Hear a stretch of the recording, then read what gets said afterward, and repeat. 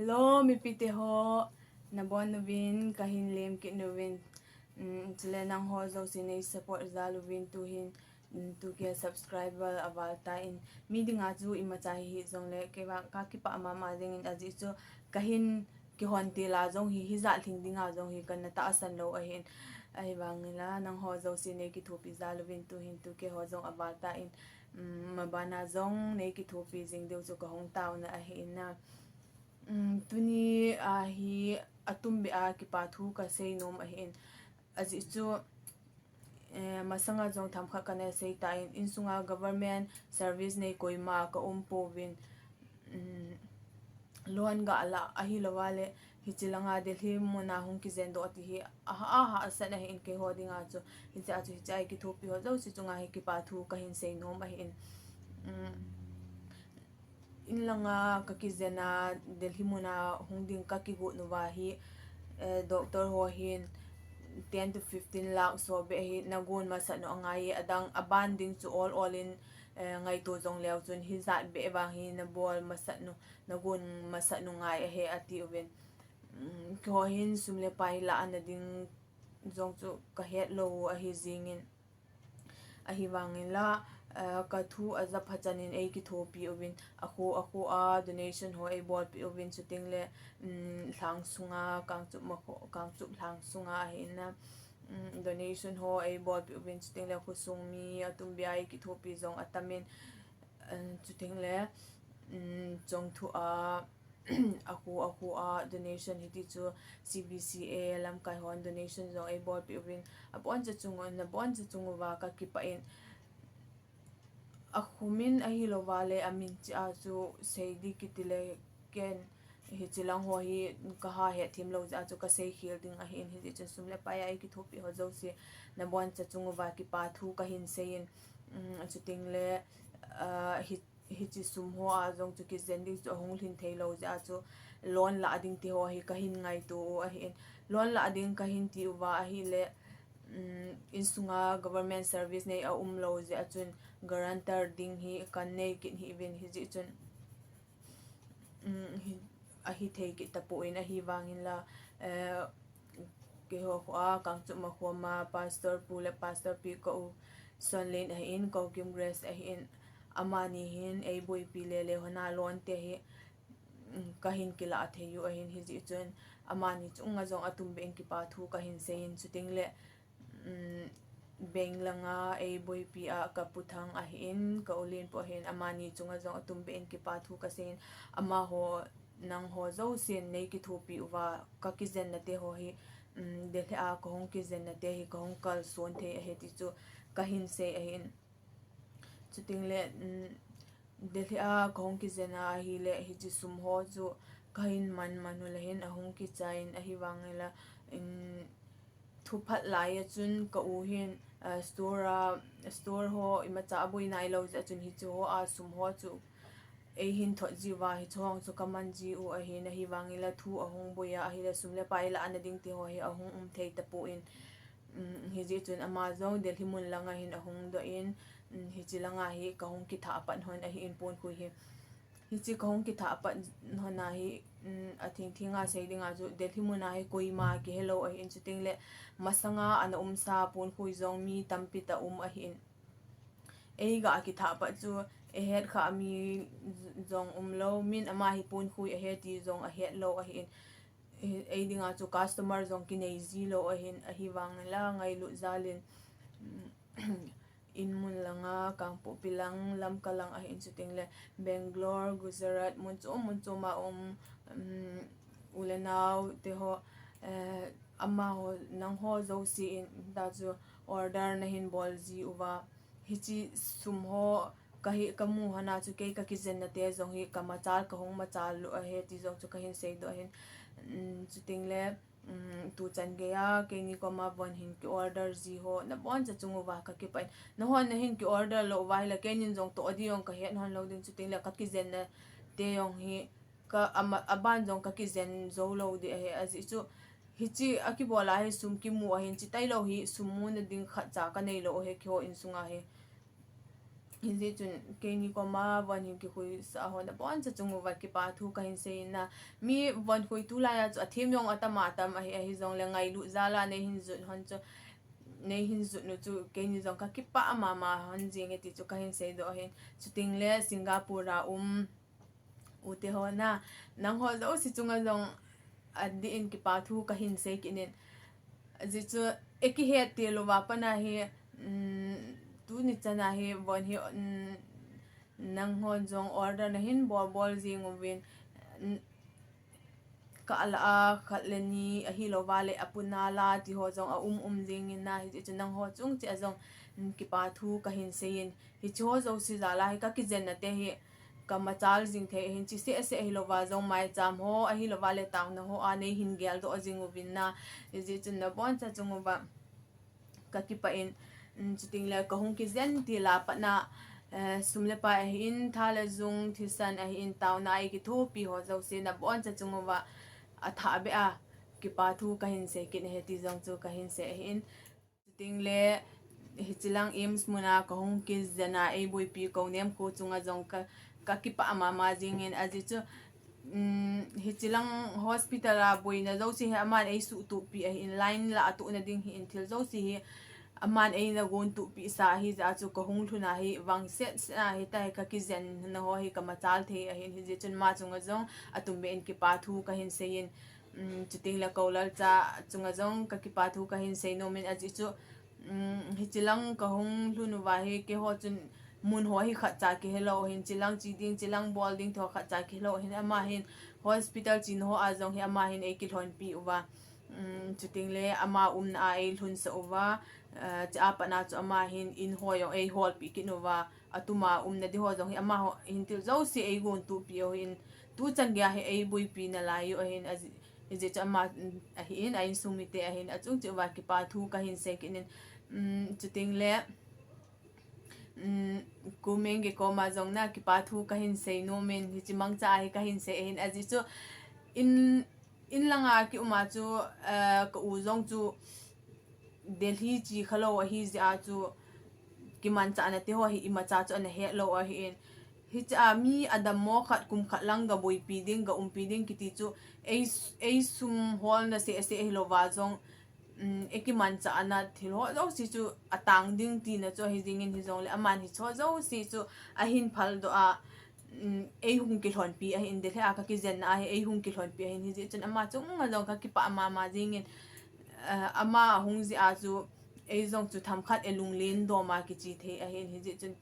ama hin a hin su mi te hin ama hin phal za lu ba chun na a hin su mi te zo si ko ma yong ki pa thu ka hin se ki ne chu ting le amin chi a ka hin pha ding hi le ke thil ho ka ki zen na te ho dong hi kha he thim lo za chu amin cha pha diong chu ka hin se khil di a hin hi ji chun amin ka hin pha ha ya hi zong le mo ana sa hi bin lang ki pa thu ka hin se chuna hi chan ju hi in tin na bon cha chung wa ki thopi zo se ka ki zen ti la pa na tu ge ayong e ki thopi ho zo se na bon cha chung wa ka ki pa e ti chu ka hin se a in chuting le bon ka hin hui hon ti la pa na lim ho hi ke yong hin ka ki koi tu no ma hi ja chu hi cha hi ka hin zau sa ding a hin hi ji chun lu se ta chong hin nei na ve pi ki deu ka hin de yin ka hin hui til hana pa na video ho a hin lim ho a hin neu ka hin ki koi ho chu cha hi ka hin zau sa ding a hin cho chu ana ve ko mo te na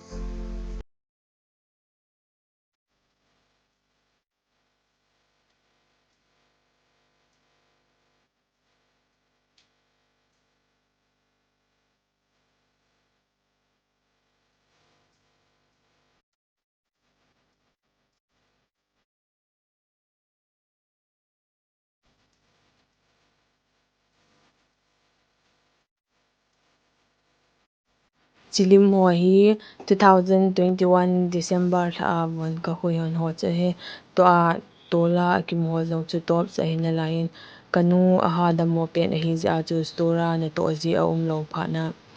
in langa thil ho ka pu do ba in mu na hi ta he na ka to hon he dim chu bonin kala do man hon te pon la nga chu tham phat December tha ka hui tham phat cho he hi